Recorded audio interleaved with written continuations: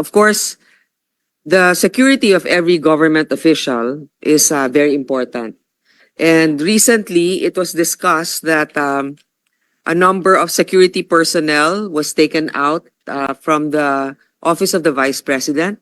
I think, if I'm not mistaken, totally, the PNP said they recalled 373 personnel across all agencies.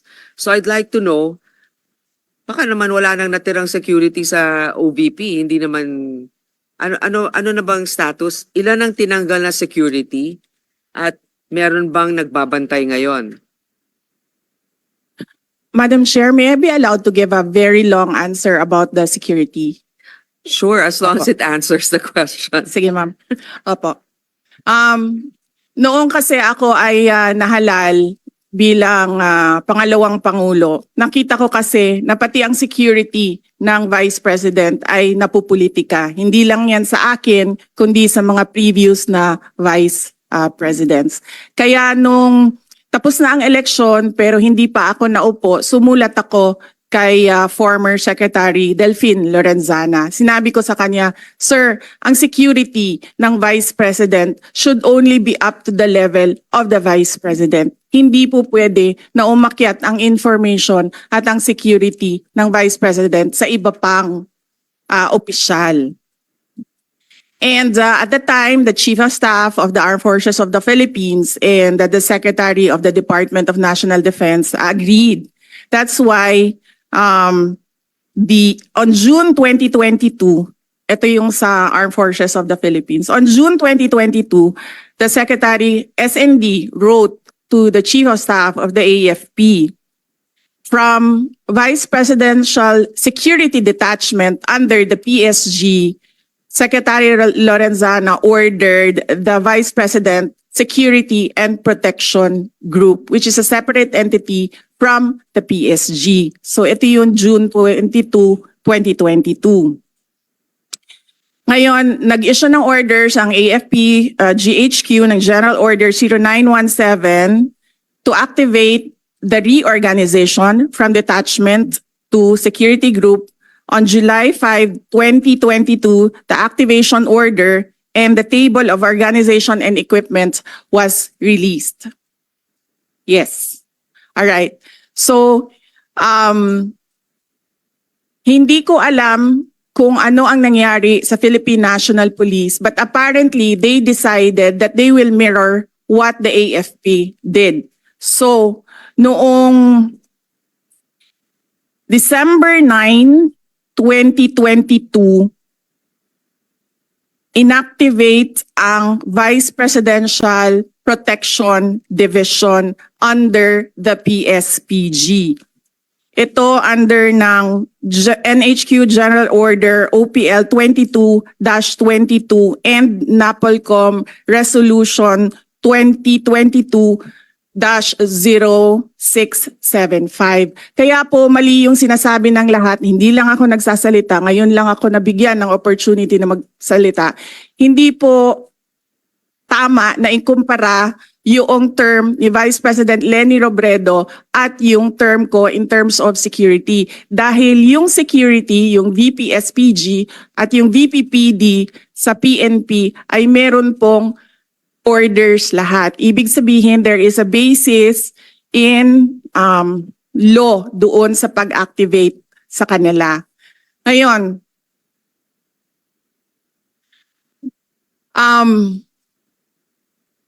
yung sa Philippine National Police, kinuha nila ang 75 na personnel.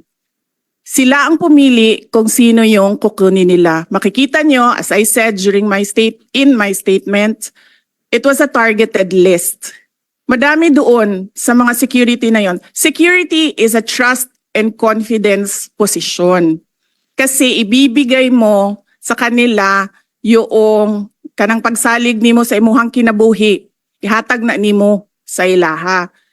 Ngayon, nakalagay doon sa listahan, kasama ko since 2007 when I was Vice Mayor, kasama ko since 2010 when I was Mayor, and madami doon kasama ko from 2016 during the term for 6 years of President Rodrigo Duterte. Makikita nyo yon sa listahan kung isa-isahin natin. So it was a targeted list. It was a political move. It was political harassment. Ngayon, nag-iwan sila ng 38. 38 na hindi namin kilala. 38 na sila ang nagsabi kung sino ang maiwan. Sinulatan namin sila, sinabi namin, hindi na namin tatanggapin yung 38 ninyo. Ibabalik na namin yan sila lahat sa inyo. So there are no more PNP personnel in the Office of the Vice President. Ang naiwan na lang ay yung mga nasa VP, SPG under the Armed Forces of the Philippines. Wala pong ginagastos ang OVP sa sweldo nito nila lahat dahil hindi po sila hinahire.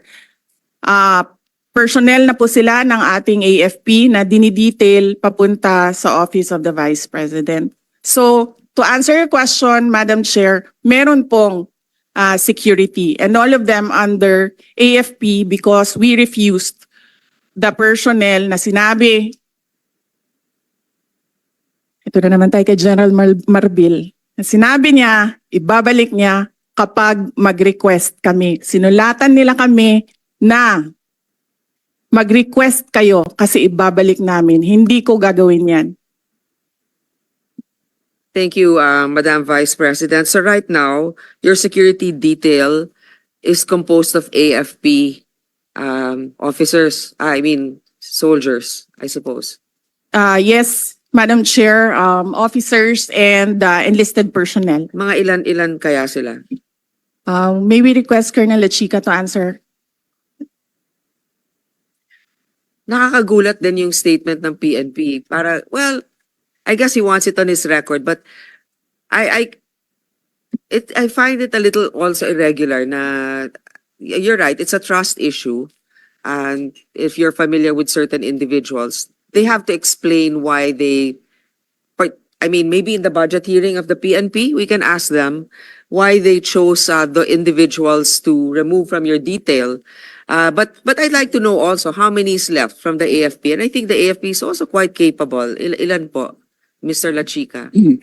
Madam Chair, good afternoon.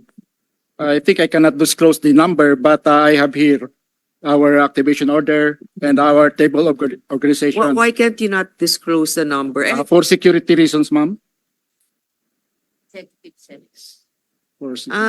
Okay. I will. Madam Chair, Yes. sabihin mo na, sir. From our table of organization, ma'am, and equipment, we are authorized to have 364 personnel coming from the different major service of the AFP. But for our actual number, as of now, 337 po, ma'am. And this is under the AFP. And this doesn't come from the budget of the OVP? Or? Yes, Madam Chair. Okay. Thank you very much. That's all. Any more questions? Senator Bato de la Rosa is recognized.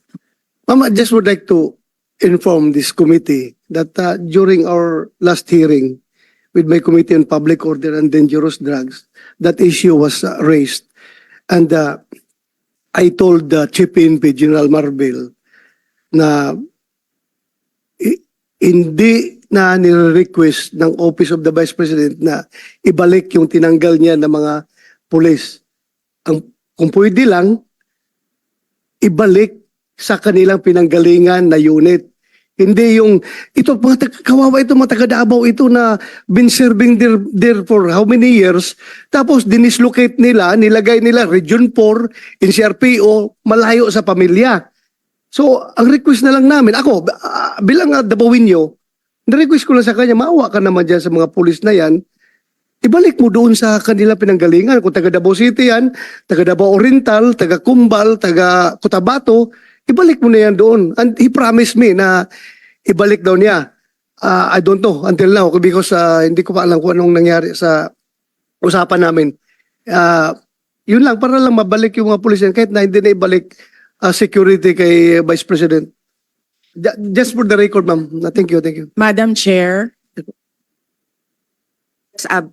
Madam Vice President, go ahead, please. Yes, thank you. I agree with Senator Bato de la Rosa. Wag na natin pahirapan yung mga police personnel dahil kaibigan nila ako. Ibalik lang natin sila sa mga pamilya nila. Thank you. Actually, Senator Tolentino is the Vice Chair for the Committee of the DILG for this budget season, Vice Chair Finance. So I would like you to ask the PNP Chief what led to that decision, because also part of that is, if it's a political decision, I think that would not be fair also. But knowing that you're in the capable hands of the AFP is also reassuring. But this has to be raised. Definitely, Madam Chair, this will be asked as a policy question to be directed to the Chief PNP.